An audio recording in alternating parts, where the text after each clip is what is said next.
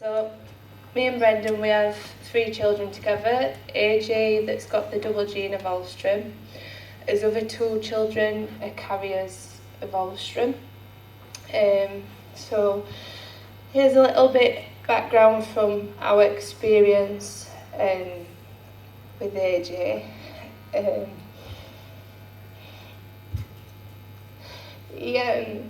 7 weeks old, he suffered with cardiomyopathy.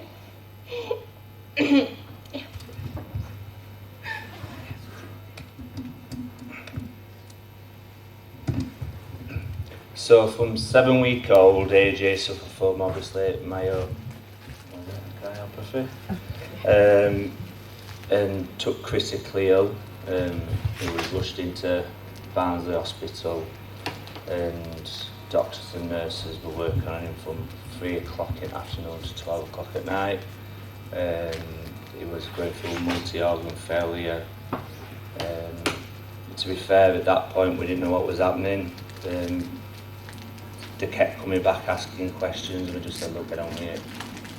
So for hours we just didn't know his life rang in balance. Then we got transferred to Sheffield. Yeah. And again, as soon as he got to Sheffield, they got him stable. As soon as we got to Sheffield, he dipped again. They had to move us out of the way and put us into another room because they were working on him. I think they told us 3 times he ended up going, but somehow he's still here. Few weeks.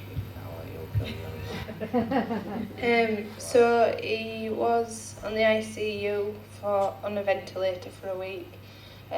With he was closely monitored on HDU, and then he progressed well to move on to the ward. It was when we were looking to be discharged, myself and Brendan noticed his eyes. They didn't see him, because I know when babies the eyes do tend to go a little bit funny, but AJ's were just continuous, and he was trying to focus and he couldn't, and his eyes were shaking. So then we got referred to oncopathologist.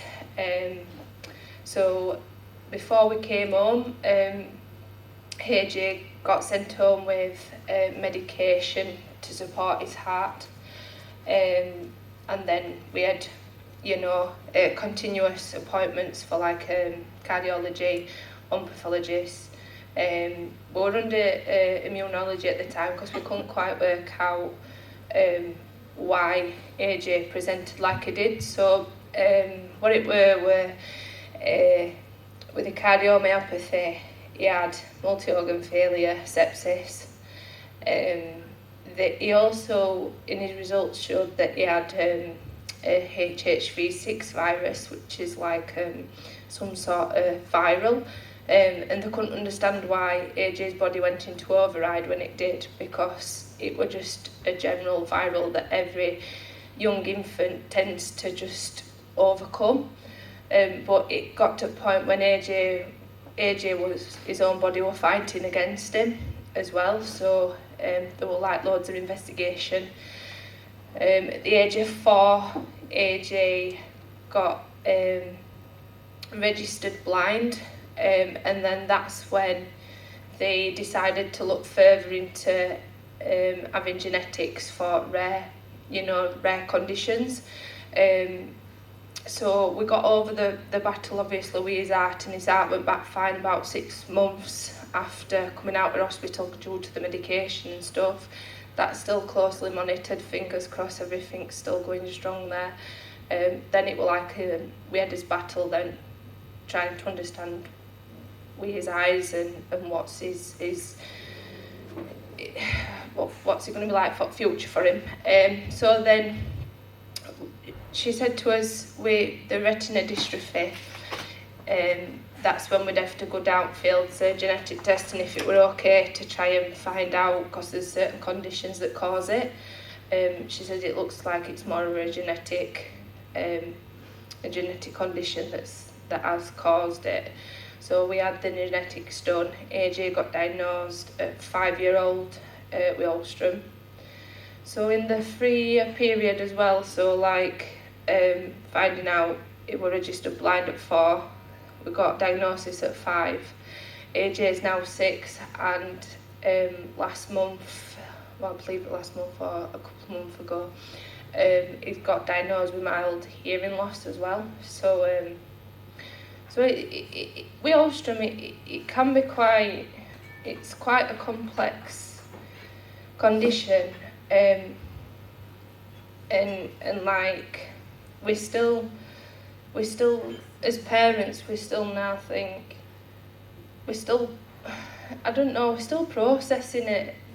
Like even when he got registered blind 3 years ago, it's still something to process, and we have his good days, we have his bad days, and it's just that support. And what Alström UK has done for us as a family, it's amazing, in it, the support, meeting other families, sharing experiences, all, you know, the volunteers and staff's amazing, but as you can see, can I have that? Yeah. So on this slide, you'll see a photo where there's AJ at his dad and his brother's christening. He's walking up to the entrance of the church with his cane, because that's he's just been gave his cane now full time. And then the second photo below is a smiling, happy AJ, because in audiology room, because they just put his hearing aids on for him to, and as soon as he had him in, he says, "Daddy, I can hear." But we have his challenges, like, as a parent, to, like, we'll never forget when we were at Cleethorpes Day, and AJ were having a bad day because his sensitivity to light as well. And he turned around to his dad and he went, "Daddy," he went, "what is wrong with my eyes? Because I can't see properly." And that it has big, didn't it? And it were like, wow. So I guess my point is, what I'm trying to make is, it's quite, you know, like, it's an emotional roller coaster ride, not just for the individuals that's got Alström themselves, but for us as parents, and what we wish we could do to try and, you know, make things better. And just if I could have it, rather than, do you know what I mean, just as a parent, you just, but yeah, so we've got support from Alström UK, and his first clinic, and what made me, I think that's the power as well, you know, as Alström get together with families, conferences, hearing about all the information that's out there, trying to get us questions answered, been up to date with research, and also that network for support, really.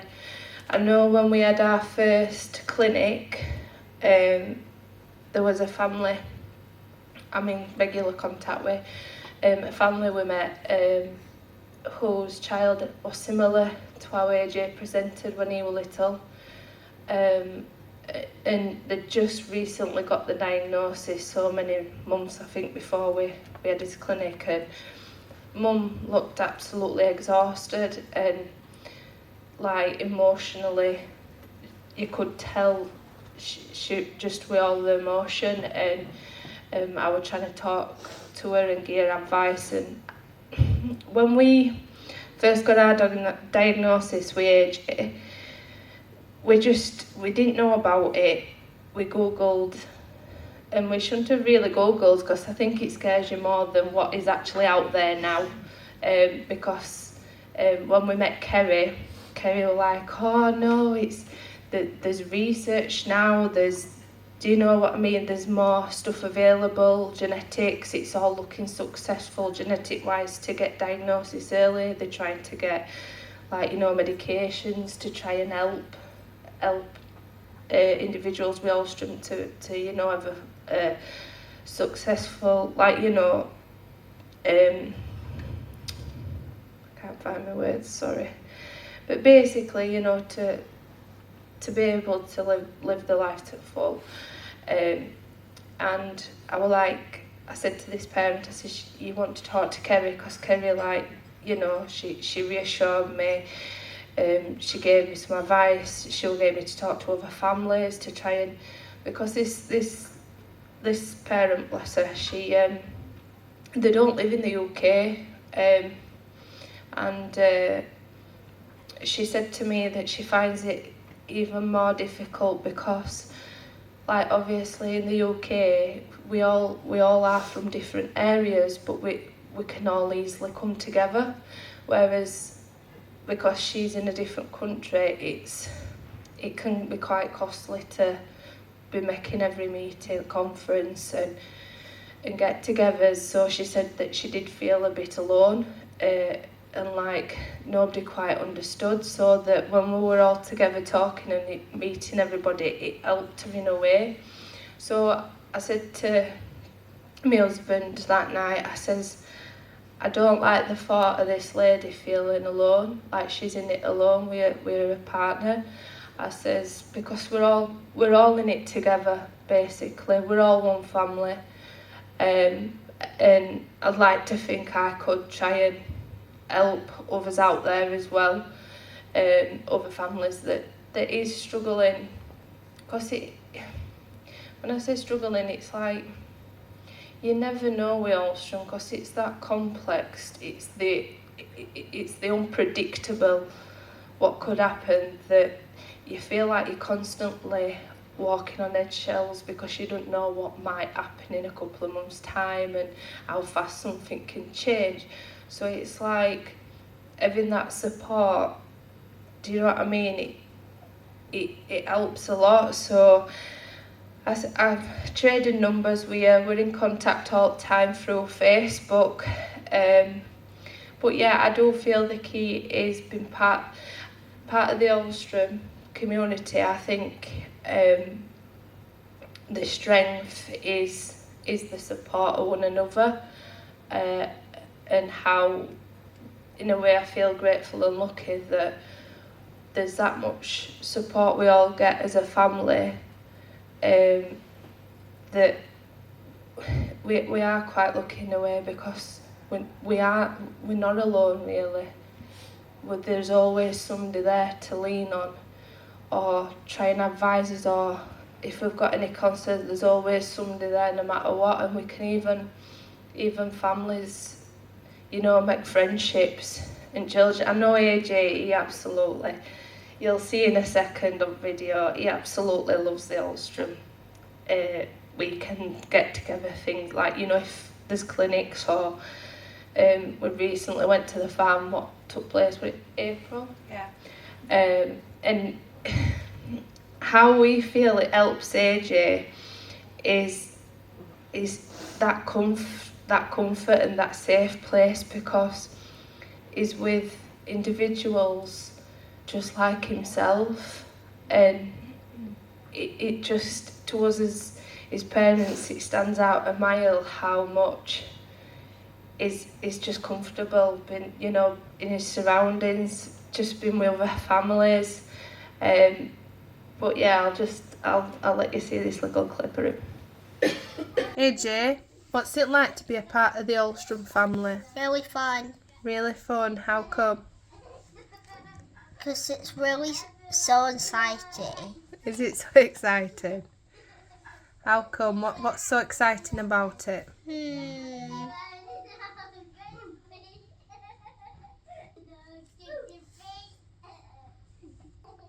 I like to meet other families. You like to meet other families. What's your favourite part about that?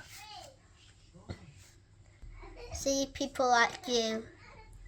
Like you? No, I said you. What else do you like to do? I don't know. Remember what we do at them? I like to do activities. Activities. Oh, good. If you had something to say, what would help others, what would it be? Do art? Do art. What's your own experience? What would help others? My experience, I have to wear glasses. You have to wear glasses. And how do you feel about them? Very nice, and I like to use a cane too. You do. And what does your cane do? It do sweet. Sweet sweets, but what does your cane do for you? Keep me safe. It keeps you safe. Well done. He has got some understanding and stuff, and about his condition as well. And bless him, he's been really excited about Drayton Manor today.